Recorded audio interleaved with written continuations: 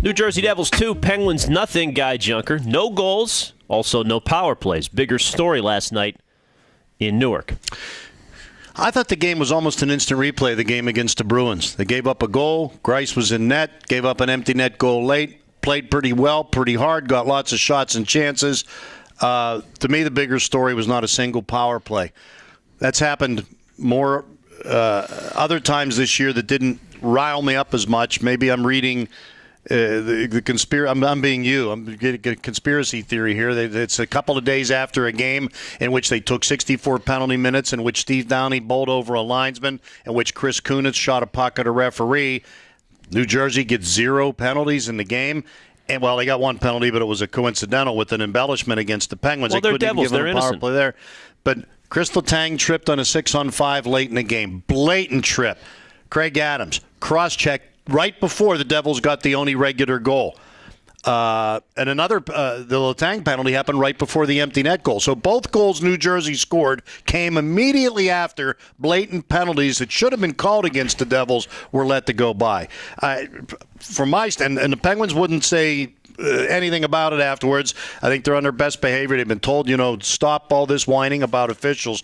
I'll whine for them today. And I think there have been times they deserve their reputation as whiners. I think they do mouth off too much. But last night, I think they got screwed. Personal vendetta? You think Wes McCauley's crew had the tape sent to Dan O'Rourke and the crew last night? I don't know that it goes that. That really seems to be. Come on, I like these conspiracy theories. No, I think they have the reputation right now, and that. Well, I don't think I know. I mean, that's been well documented. Referees have said that the Penguins have this reputation, and I think Sunday was really a bad example of their behavior. Did it carry over? Yes, I think it did.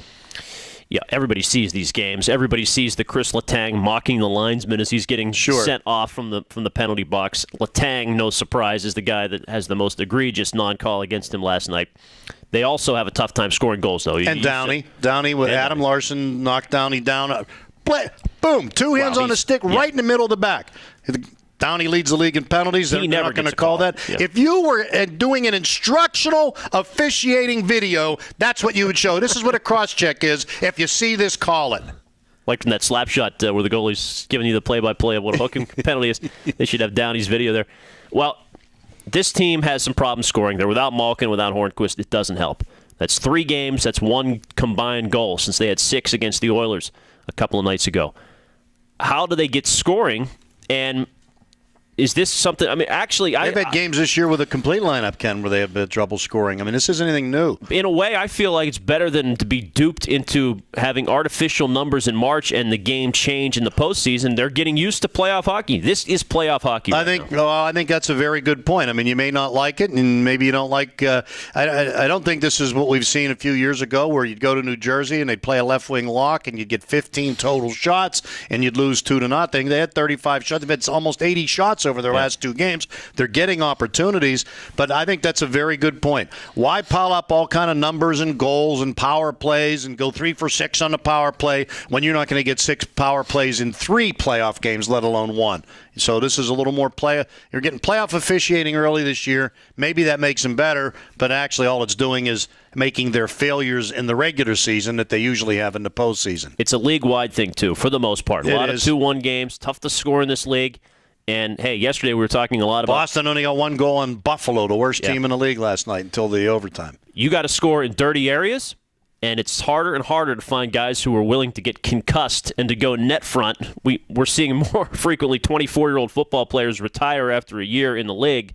If the NHL is going to have this game, they're going to have – well, they already have an issue with that. Not to make this a whole – head trauma thing, but the one dirty guy that's willing to go there and has gotten the dirty goals, which why people say was the James Neal trade bad. Yep. I look Patrick Hornqvist and James Neal have virtually the same amount of goals this year. Neal in a lot less games, Hornqvist in a lot less games played, but they score from different places. Neal's a sniper. The Penguins have enough people who can score from outside that are more skilled players. Hornqvist gets the dirty goals. I hate to say it, I think they miss him more than Malkin right now. Penguins road trip continues. A couple of games this week on to Big D. Ken and Guy will be talking about it all week here on TribLIVE Radio.